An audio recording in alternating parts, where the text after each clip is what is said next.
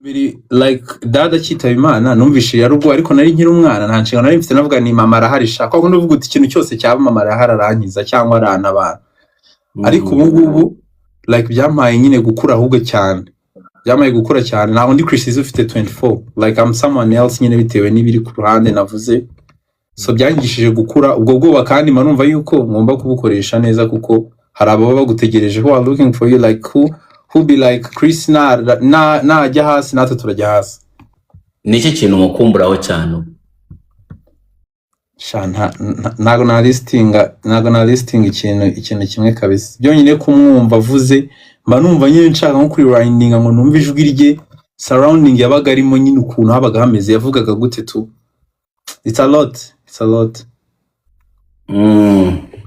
ariko you have your siblings abana muvukana yeah I have them ufite abandi bangahe actually mu rugo tuvuga turi abana 5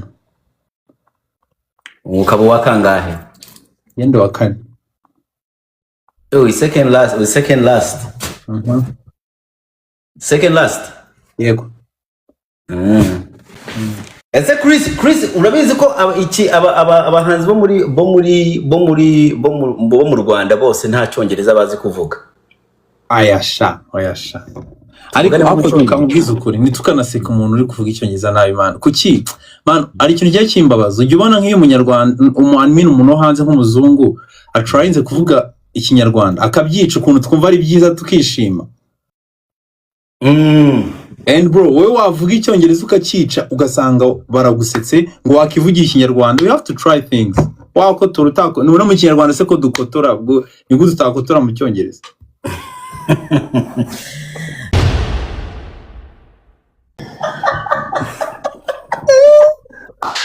twize hamwe shamureke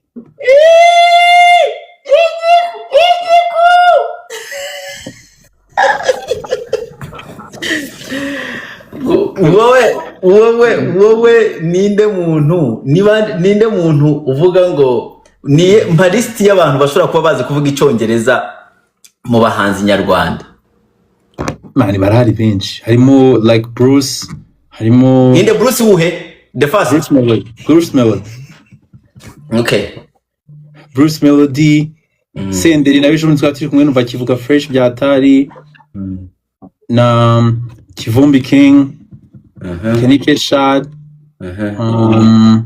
Kevin Kade Element LA The Band ni benshi man na Kevin Kade Kevin Kade ndavuga Kevin Kade wakivuga ariko kivuga kivanga n'iki Swahili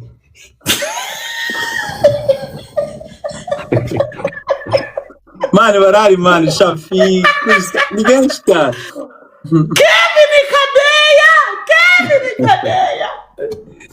hey the list goes on Prince Keys man ni benshi bro Christopher ni benshi bro man ni benshi cyane ni benshi wowe icyongereza cyawe kimeze gute ko nzi ko muri murarwana no kugira ngo mukabe international uramutse ugeze nko muri United States red carpet katuvuge nka Element yagiye kuri ntuza like urumva Element yagiye kuri Afrima atwara na award wowe urumva icyongereza cyawe gihagaze gute ku buryo uri international ukajya kuturepresentinga urumva uhagaze gute mu cyongereza kwishana bro I'm good to go for real ndi ready kuba nagenda kabisa uri ama accent ni yaje tandukana ushobora nko kujya USA like ugasanga accent yabo ari ukunigoranye ariko like kwiadapta ko buri sinzi manumva nk'icyongereza niba uzi basics kuko naye mu mufitwirwa tureba accent y'abantu rayiga UK ukabajya yukazi kumva ibyo ari bukubwire na USA ngiye mvuga yino umuntu cyane wo muri United States wenda kwa kundi like accent yabihinduye ntago byamfata 5 minutes naba namufasha turi kugenda iganamo nk'umuhanzi wo muri USA turumve mu cyongereza man indesuko okay tuvuge nge nawe kuko kwigara byo byagora tuvuge icyongereza nge nawe okay so ubu ngubu ngiye kubaza nk'ibibazo bibiri muri mu cyongereza that's fine Ngo that's fine. Yeah, sure, man. Let's go, nigga. Shit. Bisane.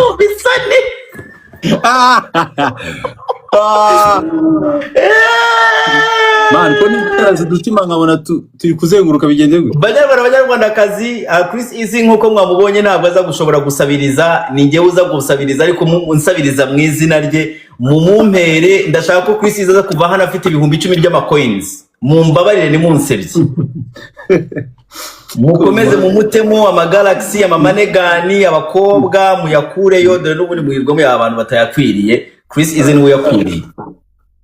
Uko ni ukuma nsabirije jema nuko nguko ndi professional. Uba wabisoje? Mba nabisoje ntugaragare nabi. Dore abantu baratangira babonye. Ko ndi ko ibintu bya kame. Bita birasa neza. Biratwika. Biratwika bisa neza. Iyo bayita Galaxy. Junior gitaraziza bari kumwe na Mama Bubu, navuga ngo Mama Bubu na checking ngo bigeze gute. Oya Junior we ntago namutinda ahora bikora cyane byanze bikunda. Igira ni wamutinda we. Bubu nakurakoraho. Nese wumva atabikoze yakura hesha ayo korora inkoko. Ngo asigaye yorora inkoko Junior. Umva amajyare ndakutwica ubu turi kuvuga nk'inkoko kubera kurya amagi menshi. So ubu ngiye kuvuga cya Cyongereza. Okay. Yeah, I heard you bought a new house. Is that true? Man, most of the time I just don't want to speak those things like, it's somehow giving the vibes of feeling guilty that you have something that others don't have. You get? But well, that's true. I got one, but not yet satisfied because I'm still really like I still want to get more. I still want to go further, but I'm good for sure. I'm good for now. Do you have your own car? Do you drive your own car? Yeah, I do. That's a Which car do you drive? I got a Chevy, bro. A Chevy? Yeah, man. Which year? Like it's 2015. Is that low? 2015. Chevy 2015. Okay. Have you ever dated a girl that only speaks English? Yeah, I've heard like 3 of them. I had 3 girlfriends who speaks only English. That only speaks English? With some French. Yeah, but I'm not really good at French. You don't speak French? Yeah, 2 of them like used to speak French, but it's a language that I was never interested in. I'm loving it right now while I can't even get to know the language. Okay. Yeah. Reka abantu nibagire nidukomeza abanyarwanda ndabizi iyo bikomeje icyongereza ngo ariko no you're good. Ngo 85%.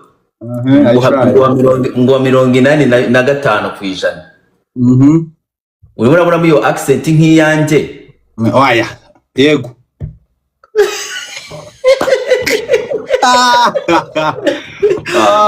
Urabona accent kanje, but you're good.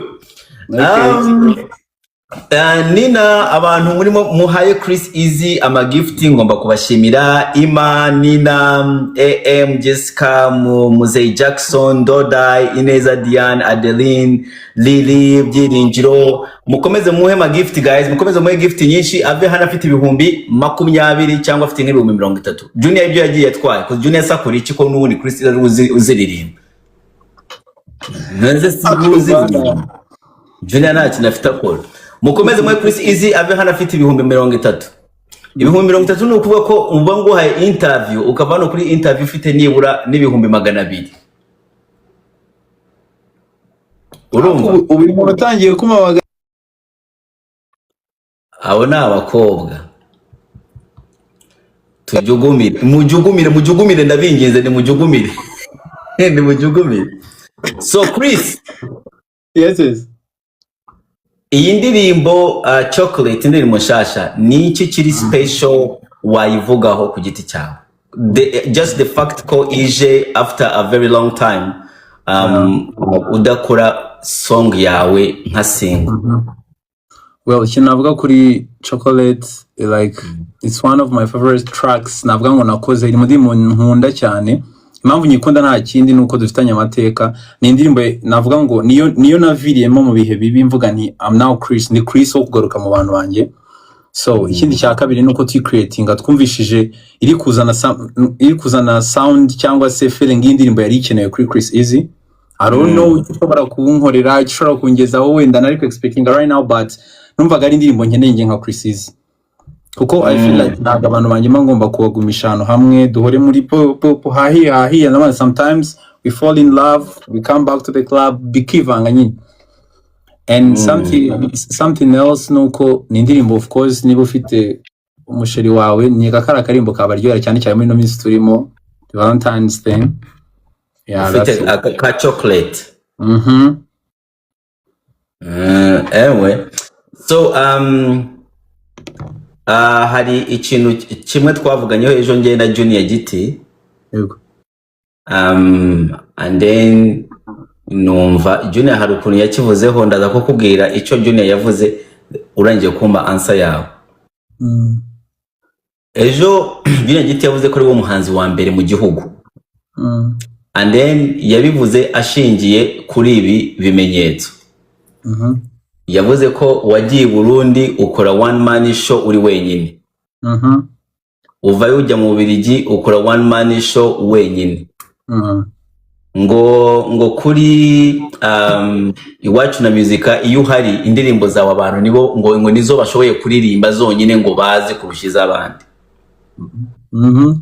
Aravuga ati ni wowe muhanzi wenyine ufite uretse Meddy wo muri Sakura ufite miliyoni 10 enye mu ndirimbo.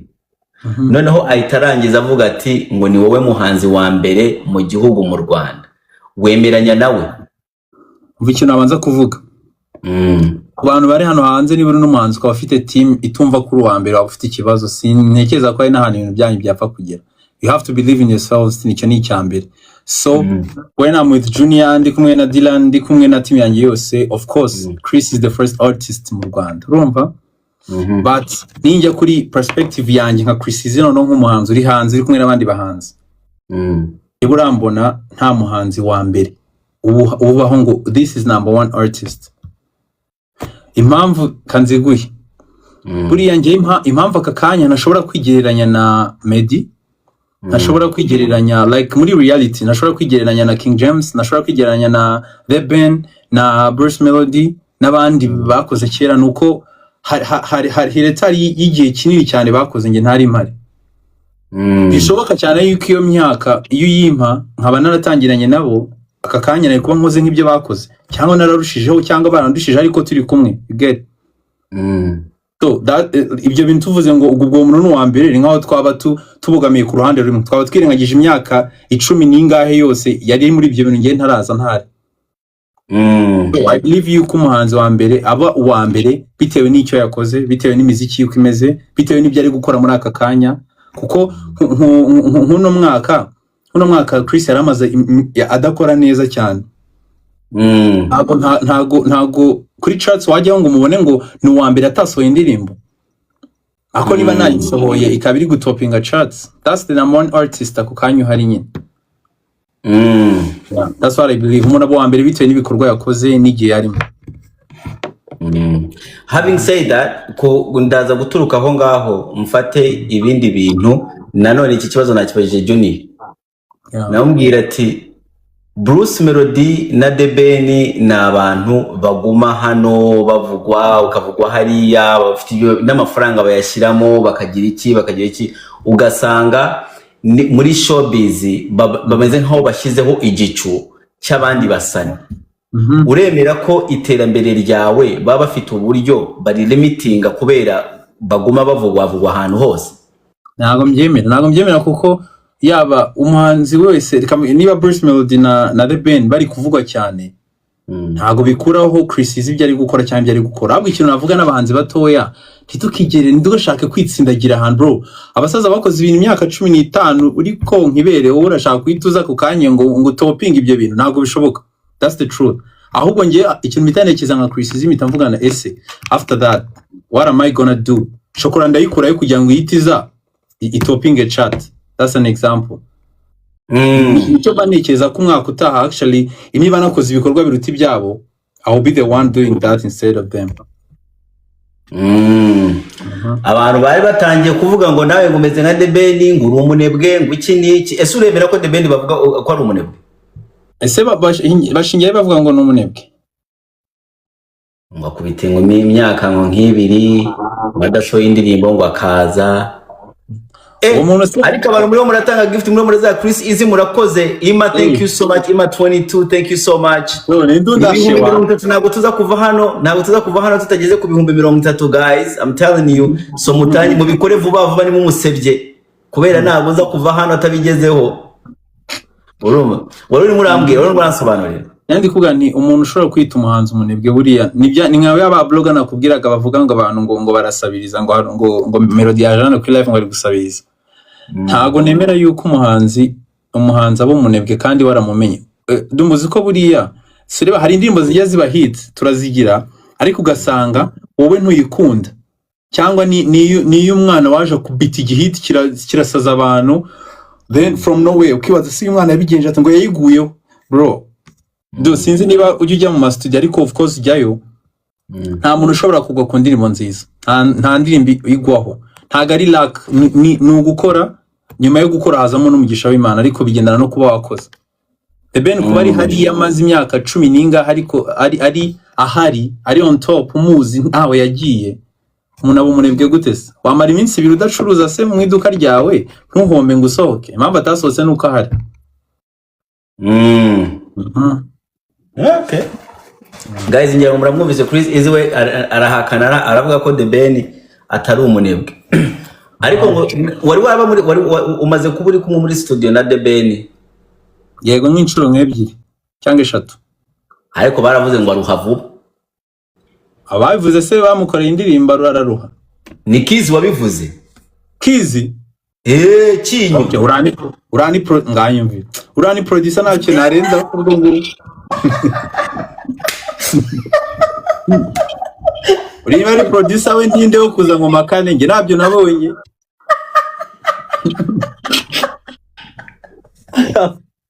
Kinyo ni wabivuze Kinyo. Oya Kizi akumana ayo mazina wagiye uheza ho gake ba. Kizi yarambwiye ngo bari bararecordinga na The Ben ngo bakarikodinga ngo Pamela ngo agahita amwohereza message saa 9 za nijoro ngo agahita amwohereza message ngo bebe ngo The Ben ngo akayireba gutya ngo akaba nka texting ngo akayishiriza hari ngo Kizi ngo kukanya ngo bitanye ngo shiramo ngo recording bakarikodinga bakajya gushiramo ngo byanze ngo bidakuba ngo The Ben ngo Kiss ngo ngize bagafatige gatoya bagaftige ngo I'm gonna go check out. Bro, like that's a romantic man. No, ntabwo nanze. But niyo mama avuga ngo ruhavuba ngo kubera ngo ngize bagafatige gatoya. Ayibwo producer. Do you agree? No, whatever. Like kubera iki udafite collabo iri international? Nedushiremo Kiriko. Yego. Akoma, noze gucyo wanje kuvuga gutyo. Nedushiremo Kiriko kubera iki udafite collabo itari international nta collabo iri international fit. Ya ntayo mfite gusa Chris Easy indirimbo afite muri studio z'abantu batarabinaha nk'ebyiri cyangwa 3 gusa ntago turanzura neza imikoranire kugira ngo zisohoke ariko soon or anytime barazibona tu. Gusa nyenga ko nta rush turiho we are doing good ariko gake tugenda twagura tu. Kubera iki inyuma mutagize icyo gitekerezo mu ndirimbo because you are a very big star right now. Yeah. Like kubera iki muri catalogue zawe hatarimo nk'abantu barenze like bo muri Uganda, Tanzania, whatever like the Diamond, Mario, Kenisol afite indirimbo na Mario, na Harmonize, Kevin Kadafite na Alikiba, niwe muntu wenyine adafite indirimbo n'umuntu uri international urenze nyine tu. Muri kariyeri yanyu kuko iki mutabitekereje? Chris mpamvu ibyo bitaraba ntago ari uko tutabitekereje twarabitekereje kandi turabibona yuko ari ikintu cyiza kibaye gusa twashatse navuga ngo twashatse kwigira first kugira playlist ya Chris Easy hamye ishikamye imeze fresh cyane kugira ngo abone yambuka agende. Kandi nyekekeza ko bamubwiye ko zihari Shadow of already urumva ko twarabikoze ahubwo nuko tutarabimurikira abantu bacu. So hari collabo yo muri Tanzania, hari collabo yo mu Bugande niyo muri Kenya tutarakonfirminga fresh. Namenye yo mu Bugande yo muri Tanzania twayihorera. Ndanze. Nje nkayimenya tu. Ndayikubwira. Urayibwira mu gikari. Yeah, I will. Ako kagofero nugakunze. Mu mwambiko kagofero. Nandi kwikora nanjye ngiri kubikora wa. Nyine nubwo bugofero nuko niko gusabiriza. Shiraho umutwe bongera kwambika ingofero.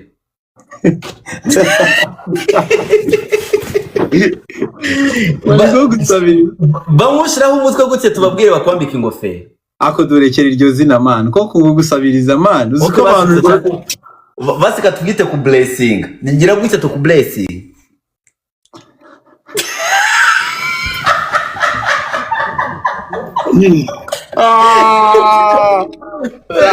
Wajagana can you bless Chris Easy for me? Turamumenyereye mu gusabiriza. Ngodumo turamumenyereye mu gusabiriza.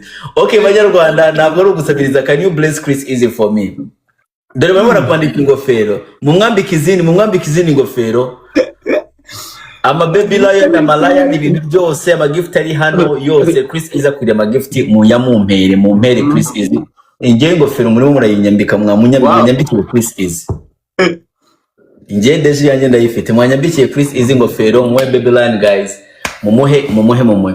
So having said that I think